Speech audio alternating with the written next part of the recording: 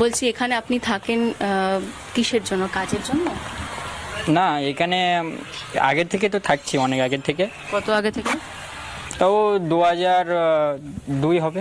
2002 থেকে? 2002-এর তালিকায় নাম আছে আপনার? আমার নাম নেই, আমার মার নাম থাকতে পারে অবশ্যই। থাকতে পারে। ভোটার কার্ড আছে আপনার? আমার নেই, আমার মার আছে ভোটার। বানাননি কেন? 18 তো হয়ে গেছে। হ্যাঁ, 18 হয়ে গেছে। জন্ম কোথায় বাবা আমার?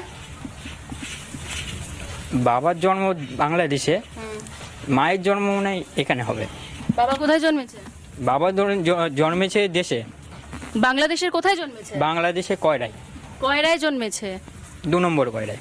2 নম্বর কাজ। আবার এখানে কখন এলো, কোন সালে?